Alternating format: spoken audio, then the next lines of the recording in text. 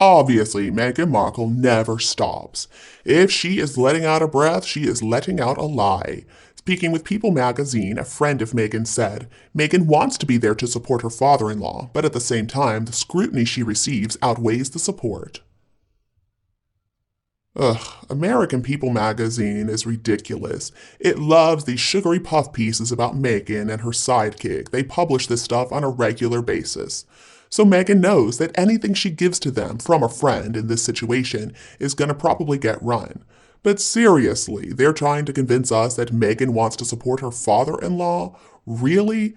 That's like saying that the Pope wants to support the morning after pill. Nobody is fooled by this nonsense. Meghan supports herself, and not even her husband if it doesn't suit her own needs.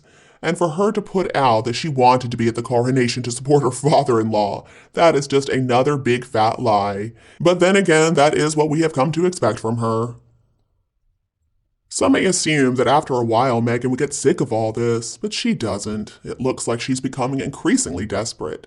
She's got no access to the royal family, so what does she have left to sell? And after not coming to the coronation, that is it for her. She's finished. She doesn't have anything other than that worthless title. She's free falling. There is nothing going right for her these days. I think everybody with even a little bit of common sense was finished with her a long time ago. We got sick of her lies and her schemes and her stories of victimhood. And if there is any mention of her disgusting brand or their disgusting brand, it really is meaningless. They've got no brand. What do the two of them have that anyone would want anyway? Also, who ruined this personal so-called brand that they may have had in the UK? Well, it was them, with all of their lies, their shows of hypocrisy, their self-aggrandizing awards for doing and achieving absolutely nothing. And to make matters worse, for trashing the royal family relentlessly ever since that Oprah interview, which basically slam-dunked their alleged brand right through the floor. And what is the proof of this fall? Well, for what it's worth, in this year's Time Top 100 awards, their names were nowhere to be seen. They were thrown out of last year's Top 100 like a missile. It's not really that they deserved last year's award either, but I guess maybe they paid some money, who knows. I can't think of a more absurd image than their two faces on the cover. So what in the world is Meghan going to do now with the coronation in only 2 weeks' time? So she's just going to sit at home and blow out candles on a Paw Patrol birthday cake? And don't tell me that it was simply a coincidence that the coronation day was set for May 6th, the very day of their borrowed child's birthday. It's not like the palace didn't know what day that was. I mean, they have lists of important days of members of the family and senior politicians, etc. They knew that it was Archofficial's birthday, and I suspect that's why they chose May 6th as the day of the coronation, so that Meghan would have a great reason not to come. And also, by not giving her an invitation, that probably helped, and not inviting the two invisible children either. That basically guaranteed that Meghan would not come. It was a clever move. So people can believe the scrutiny story all they want, but with Meghan's thick skin, nothing would have kept her away, just like it didn't keep her away from Her Late Majesty's Jubilee celebrations. After all, Meghan is desperate for that publicity.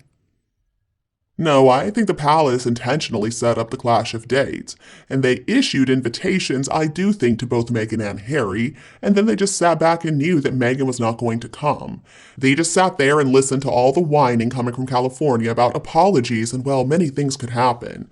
But instead, it looks like the royal family put its foot down, right on Meghan Markle's face. And then after that, the only thing that was ever likely to happen was Harry going by himself, and so he is coming, and I suspect his tail is going to be right there between his legs. Happy birthday, Archofficial. It looks like it's going to be a party for one. I want to talk a little bit about the article in the Daily Mail about a letter sent from the then Prince of Wales to Meghan after that disaster of an interview they did with Oprah Winfrey, and Meghan's response to that letter. So the article quotes a source saying that Meghan will not attend the coronation because the reply she received from him was unsatisfactory. Okay. Well, as long as it's still unsatisfactory, I guess we won't be bothered by having to see her in the UK at any point in time. And who is Meghan to say that anything is unsatisfactory? She is the queen of being unsatisfactory. The delusions of grandeur are pretty obvious in that one. Meghan has been completely bested by centuries of accumulated strategy and experience. She's a little two-bit mattress actress who wasn't very good at acting anyway. Somebody told her, I guess, that the more you demand, the more you're going to get. Well, alright, maybe that's true, except when it's not. And if Meghan really wanted to support His Majesty the King, then she would have refused that absurd award from Kerry Kennedy. But instead, she walked the carpet and she was so excited as she accepted that ridiculous award. What award am I talking about? Oh, I'm talking about the award that she and Harry got for supposedly raising the level of awareness about racism around the world, including the royal family. How exactly is that showing your support for the king? And now she's just too fragile to take any sort of heat. Maybe instead of whining and complaining about the royal family and lying, she should have recognized how lucky she was to marry into that family, and she should have appreciated how well they treated her. Maybe she could have considered more about how she could help other people as opposed to just focusing on helping herself. I think Meghan should really think carefully about what she is saying, and whoever is her partner with the People magazine needs to really consider what they're doing too. Closing ranks with Meghan is like closing ranks with the devil. And I've heard that South Park is preparing another episode on Meghan. Ooh, I can't wait for it. I don't know what they're going to say about her this time, but I know it's going to be good. Maybe somebody from People magazine or somebody from the Telegraph or another paper that is closing ranks with the creature can help out with that one. The only reason that Meghan is not coming to the coronation is because her ridiculous demands were not met. If her demands had been met, you know she would have showed up with that signature smirk on her face. She would have had the invisible children that she rented, of course, the nannies, the Netflix film crew. I'm guessing there would be more than enough room in their private jet, and she would have hidden them all at Frogmore Cottage until another fake birthday party to have the backs of their heads photographed. Because we can't have people comparing what Archie looked like in the past to what he looks like now, right? And then Meghan could complain that the King and the Queen and the Prince and Princess of Wales refused to cancel their official duties to come to Archie's birthday party.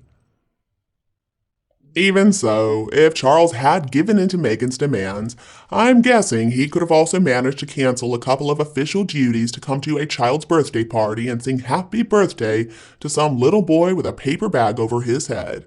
We can't have the king leaking photos of their precious 4-year-old after all. Now, if they're real, it is sad that the kids are not getting to go with their father. It would have been a great opportunity for Charles to finally meet his grandchildren, even if only for a brief time. But Meghan has decided, if you don't have me, you can't have the kids either. And also, Harry is on a very short leash. Other than Doria, those kids are estranged from both sides of the family, and also their heritage. I'm sure, if they are real, one day they will resent this. My news today has ended. What did you think about it? Please tell me your opinion below in the comments. If you think my video is useful, please remember to like and share it with anyone else who would enjoy it. And besides that, please subscribe.